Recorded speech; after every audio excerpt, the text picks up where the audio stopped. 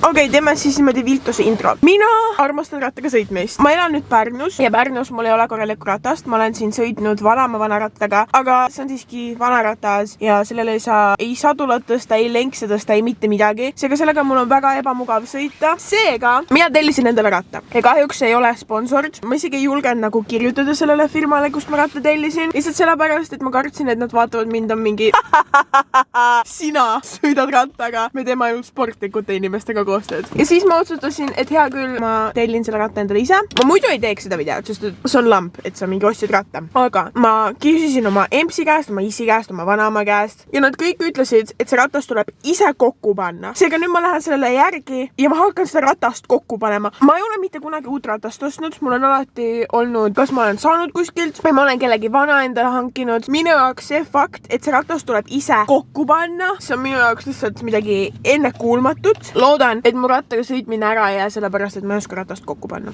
Läheme nüüd mu rattale järele. Teate, mul on teile üks hea nali, mida ma kuulsin ühelt oma sõbrad. Vaata, lennuk lendab. See on nii kohutav tegelikult. Ma vabandan, et ma praegu seda teile ütlesin. Te ei näe, kus ma olen, aga ma olen koha peal, kuhu võib-olla ei tohi parkida. I'm really nervous, not gonna lie. Ma jätan kaamera autosse ja ma lähen rattale järgi. A few moments later. Meil on väike probleem. Seda ei ole vaja kokku pakkida. Ja probleem seisneb selles, et ma ei tea, kuidas ma selle koju saan, sest see ei mahu mulle autosse. Ma tulin autoga sellepärast, et ma arvasin, et see tuleb kokku panna, muidu ma oleks sellega nagu jala tulnud siia järele ja siis tagasi sõitnud. Mida ma teen? Kuidas ma saan selle fucking ratta koju? Võib-olla, kui ma väga tahan, ma nagu mahutan ta siia endale taha. Okei, katsetame. Mis meil muud üle jääb? Või noh, mul, sest te ei ole lollid nagu meil. Kõik teie, emme, issi, kes ütlesite, et see tuleb ise kokku pakkida. Ma ei tea, mis ajastul teie elate, aga meie elame aastas 2020 ja nüüd ma ei tea, kuidas ma ratta koju saan. Mina süüdistan sellest teid. See ei õnnestu. See ei õnnestu nii, see ei lähe.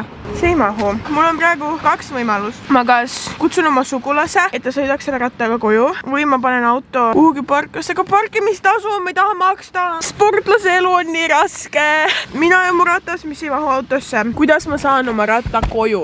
Ma helistan oma sugulasele. Mul ei jää praegu muud üle. Kas sa magad praegu või? Ei. Kas sul on nagu teed praegu midagi või? Ei. Mul on üks väga suur probleem. Tulin oma rattale järgi, aga see ratas on juba kokku pandud ja see ei mahu mu autosse ja ma ei tea, kuidas ma selle koju saan.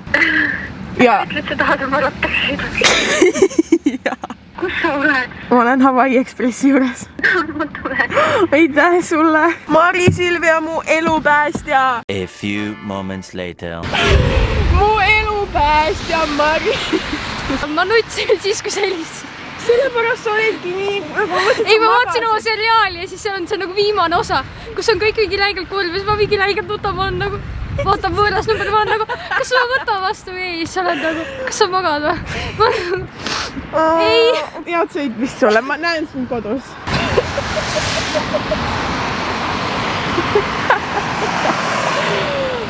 Mida on mu lemmik inimene lihtsalt. Paar päeva mööda läinud ja ma otsustasin, et meil on vaja minna seda ratast nüüd korralikult testima. Ma ei viitsi teiega nagu pikale sõidule minna, aga meil on siin Pärnus jõe ääres selline trikirada, kus tegelikult tavaliselt lapsed sõidavad ja nad sõidavad seal tõuksidega ja nad oskavad nende tõuksidega sõita ja trikitada. Aga kuna hetkel kõik lapsed on kodus, õnneks, siis ei trikita seal kedagi, mis tähendab, et ma saan rahus rattaga trikirajal sõita, ilma et mingid 8-aastased mulle nagu puid alla paneks, sest see ei ole hetkel mu ideaalne situatsioon, nagu sellisel ajal saada veel puid alla ka lastelt, kes on minust 12 aastat nooremad. Läheme nüüd rattaga sõitma ja katsetame seda trikirada. Olen aus, meil on siin väikesed tehnilised probleemid. Tuul on päris kõva. Ma loodan, et seda kaamerasse väga ei jää. Me oleme tulnud siia trikirajale. Mina olen siin ainult rulaga sõitnud ja see ei läinud hästi. Ma kukkusin, rohkem ei tahtnud sõita. Seega nüüd me oleme tulnud siia rattaga. Ma nüüd proovin siin ees paar trikki ja vaatan, kuidas see välja näeb. Ma natukene väga kardan. Teeme proovi. Ma lähen sõidan sinna taha ja siis ma tulen.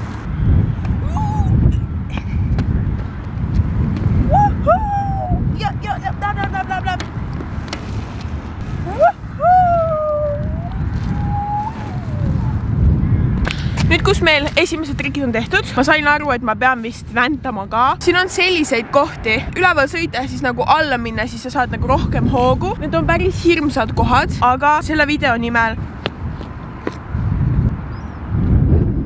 appi kui hirmus. Mida?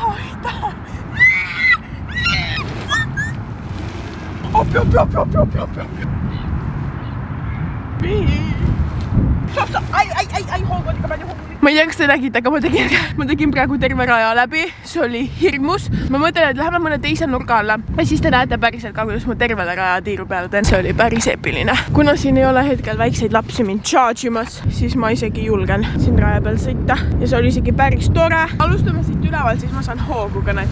Okei, ma tulen.